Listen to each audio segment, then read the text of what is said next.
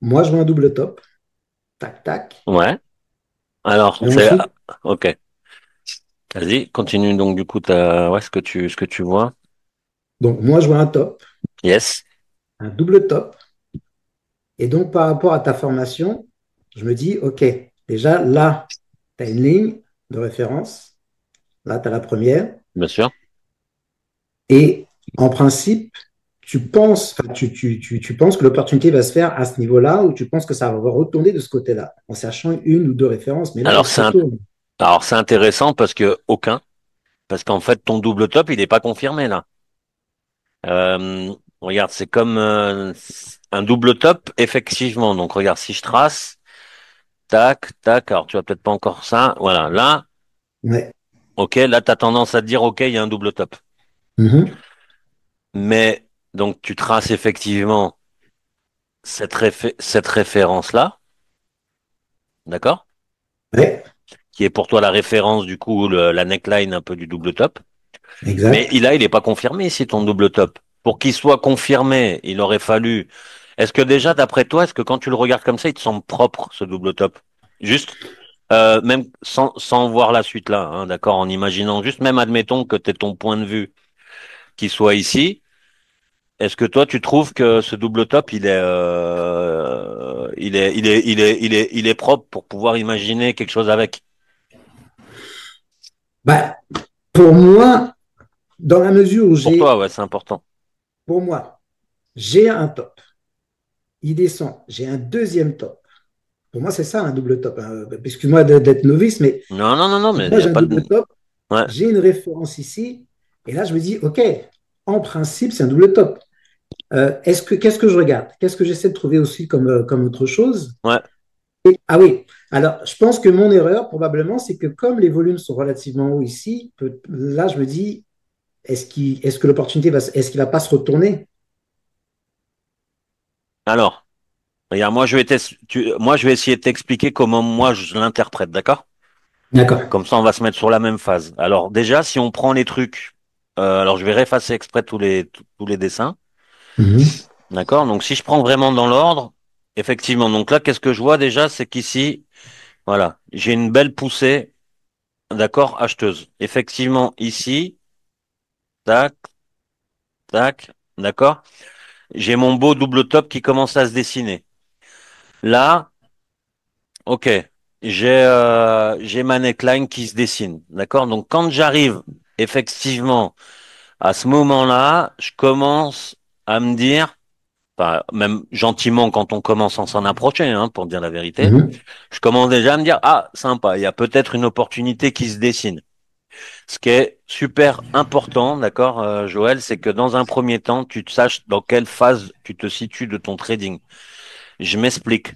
Quand tu es à ce moment-là, c'est ce que je dis dans le cours. Tu as toujours quatre phases en trading. Tu as la phase observation, préparation, d'accord? Dans laquelle ensuite tu interviens, donc la phase exécution. Et la dernière, c'est celle où tu vas débriefer un petit peu sur ce que tu as fait. Là, actuellement, quand moi j'observe, quand je regarde, je suis dans la phase uniquement observation. C'est-à-dire c'est la phase dans laquelle je me projette même pas. Mhm.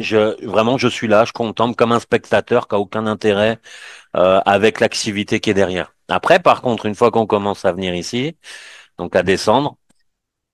Là, effectivement, je commence à ici rentrer dans la phase peut-être de préparation. C'est-à-dire, je vais devoir réfléchir à moi, la stratégie que j'ai dessus. Donc, la stratégie, on va dire, on va l'appeler du double top dans ce cas-là. Je vais commencer à me préparer. Tiens, où est-ce que j'aurai un stop loss? Est-ce que du coup, où est-ce que peut être ma sortie, etc. Machin. Donc, je commence un peu plus à mettre des éléments qui sont concrets. T'es d'accord? Ouais, Donc, ouais. tout ça pour dire que qu'est-ce qui m'intéresserait maintenant une fois que je suis là? Ben, moi, dans ma stratégie, ce qui me plairait, c'est que le marché, il casse bien ici. Exact. Faut que ce soit bien cassé. Là, déjà, tu vois, on voit la suite. Je peux pas imaginer un trade. Il a quasiment fait un seul tick dessous. Ça ressemble Mhm. plutôt à une fausse cassure à une vraie opportunité de pullback sur la neckline. D'accord? L'autre chose que je regarde, donc, alors ça, je le sais pas naturellement, je le sais pas encore au moment où on parle, au moment en tout cas où ça se fait. Mais ce que je vais regarder aussi, c'est étudier ce mouvement-là qui est avant, parce que ça va me donner probablement ma sortie. D'accord? Donc, je m'explique. Si par exemple, ici, j'aurais eu une phase d'accumulation ici, d'accord, Mhm. avec quelques bougies rouges, bah, par exemple, ça aurait été normal que mon marché vienne jusque-là, rebondisse vers ces endroits-là pour faire le pullback ensuite ici. D'accord? D'accord. Ça aurait été la phase, la première. Quand dans le code, tu avais dit que tu avais la référence 1 et référence 2. Donc, tu aurais visé la première référence. Ça aurait été la première Ça aurait été, référence. par exemple, la première. Voilà, exactement. Ensuite, Mm. regarde. Une fois que mon marché, admettons, il aurait fait une belle cassure. Donc là, on est d'accord. On parle même plus de ton exemple parce que c'est pas le cas. Mm. C'est pas ce qui s'est passé. Donc, dans ton cas, à toi, je fais rien. Voilà, pour répondre clairement. J'ai pas le setup qui me permet de me dire, OK, je vais le trader. On a cassé seulement de un ou deux ticks la neckline. On repasse quasiment 1 ou 2 minutes après pour aller rechercher le plus haut.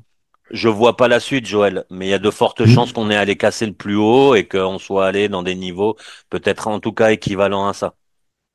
D'accord. D'accord? Je sais pas la suite. Ça, tu sais, toi, tu la regarderas à la limite. Mais regarde, Mhm. si on reprend le truc un peu dans le chemin, comme ça, on se refait un petit topo ensemble. OK. J'ai mon marché qui monte là, qui a une belle face, qui a des belles bougies vertes. Nickel. C'est ce que j'aime bien.